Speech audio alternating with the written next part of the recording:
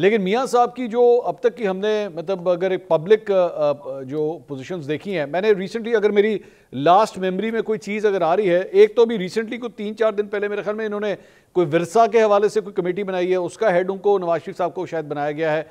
और दूसरा एक तंदूर के ऊपर मुझे वो नजर आए थे एक दफ़ा मरीम नवाज साहिबा के साथ, जो आखिरी मुझे याद आ रहा है। इसके अलावा नहीं मुझे याद आ रहा कि मियां साहब की कोई हमने कोई बड़ी प्रेजेंस जो है हमने देखी हो। ये कुछ अजीब सेटअप नहीं लग रहा क्लास्टर साहब के मियां साहब इतने इंपॉर्टेंट इशू से बिल्कुल डिटैच हुए हुए हैं? ये बिल्कुल, मैं इस पे आता हूँ, बड़ा अहम सवाल है। लेकिन मेरे भाई दोस्त, बड़ा मेरा जाती ताल्लुक भी है डॉक्टर हुमायूं साहब से, बड़ा पुराना है। उन्होंने दो बड़ी दिलचस्प बातें की, मैं थोड़ा सा उस पर कमेंट करना चाहूंगा अगर अब इजाजत है। जी एक, उन्होंने कहा जनाब कि वो इन चोर डाकुओं के साथ खान साहब पर ना बैठने का बड़ा पुराना उनका स्टांस है। बिल्कुल आई एग्री विद हिम। आपने भी उनसे लिस्ट मांग ली। मेरा इस पे ये है कि खान साहब ये चोर डाकुओं के साथ वाकई नहीं बैठना चाहते, लेकिन अपनी मर्जी के वो चोर डाकुओं के साथ बैठ जाते हैं। वो चौधरी परवेज इलाही के साथ बैठ जाएंगे, जिनको पंजाब का सबसे बड़ा डाकू कहते थे। तो उनका लिस्ट जो आपने मांगी है ना, वो उन डाकुओं के साथ बैठेंगे खान साहब जो दे उनके देना सर, अपने वही तो मैं कह रहा पसंदीदा हैं, हूँ। जो उनको पसंद है।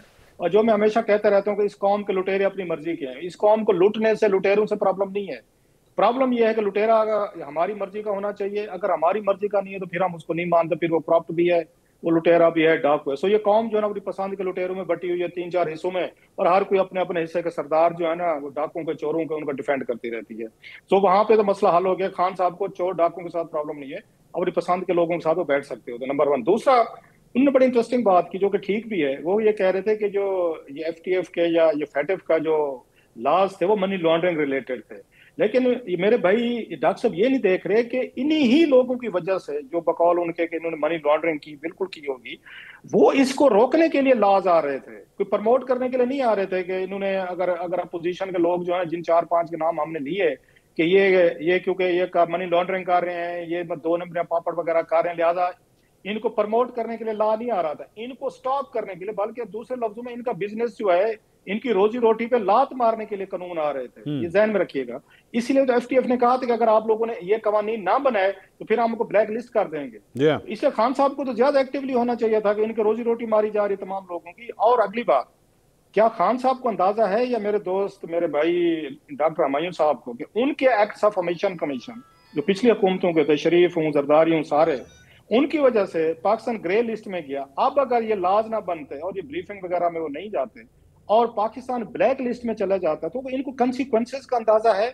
इसलिए तो वो मतलब हार गया था ना। उनको तो ये मिलिट्री एस्टेब्लिशमेंट ने साइड पे कर दिया था कि भाई साहब आप जाएं, हम खान को लाएंगे। खान साहब आ गए। तो खान साहब चाहते थे कि मुल्क ब्लैक लिस्ट में चला जाए, और ये वजीर आजम है, और चला जाता। उसके कंसिक्वेंसेस का तो इमरान खान साहब को किसी ने ब्रीफ किया था कि अगर ये कुछ हो गया इस मुल्क के साथ क्या कुछ हो सकता नहीं है? क्लास्टर साहब, तो मेरा इसका ख्याल है मैं क्लास्टर जी। साहब, ये जो आपने जो एंगल दिया इंटरेस्टिंग एंगल है, लेकिन इसकी अगर मैं दूसरा एक जाविया देखूं तो अगर आप मुझे अगर वो टाइम याद आ रहा है फैटिफ का, और उस वक्त खान साहब की और वो जो एक सेम पेज केमिस्ट्री चल रही थी, क्या ये भी तो हो सकता है कि खान साहब कहें कि भाई मुझे ज़रूरत ही नहीं है मिलने की, ये जब इनको लाना होगा वो लोग खुद ही ले आएंगे, बंदे भी पूरे कर देंगे, वोटिंग भी हो जाएगी, शायद ये सर कॉन्फिडेंस आपकी था। बात ठीक है, मैं मान लेता हूं, और वही कुछ हुआ। हाँ। सवाल और है, क्या मुल्क के वजीर आजम को इतना ही डिफरेंट होना चाहिए इतने बड़े इशू से? That's what I am saying. क्या पार्लियामेंट से, पार्लियामेंट के अंदर बैठी पार्टी से, एक छत के नीचे तो बैठे हुए हैं ना।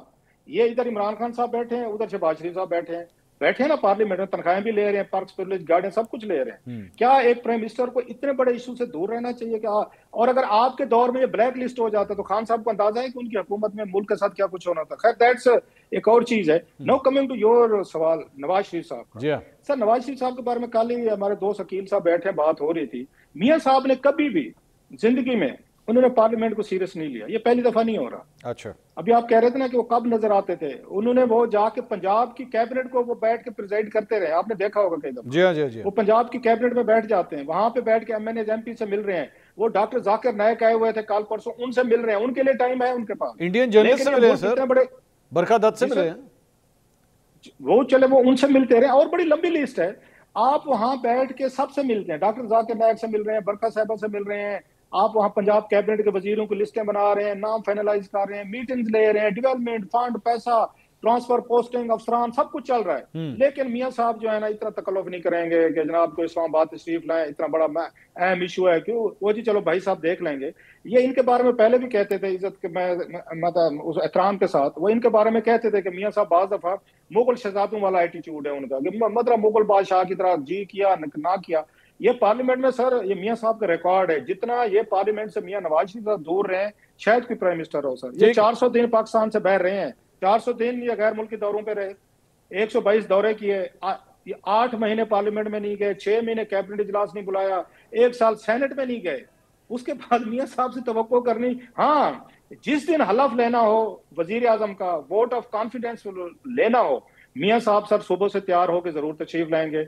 यही मुझे दूसरे वजीर से भी उसमें रही है कि भाई मुल्क का इतना बड़ा मसला, आप क्या इस पार्लियामेंट में सिर्फ वजीर आजम बनने के लिए आ पाएंगे? ठीक, मैं सर जो भी इश्यूज होंगे, दैट्स वेरी अनफॉर्चुनेट। अगर, और उन्होंने अकील साहब ने बिल्कुल सही बात की है, इस वक्त सबसे सीनियर पॉलिटिशियन अगर कोई है, तजर्बा हो, वट एवर जो भी कहें, उम्र हो, एज हो, पॉलिटिक्स हो, तो मियां नवाज शरीफ साहब हैं। आपके आने से पार्लियामेंट की प्रोसीडिंग को स्ट्रेंथन होती है। और दूसरी, आप अपने मुखालफिन को, इमरान खान साहब को ये मौका ना देते, वो कहें जनाब ठीक है हम नहीं है तो मियां साहब कौन से आ गए, अगर हमने सीरियस नहीं लिया तो नवाज शरीफ साहब ने सीरियस नहीं लिया, ये मौका आपको नहीं देना चाहिए।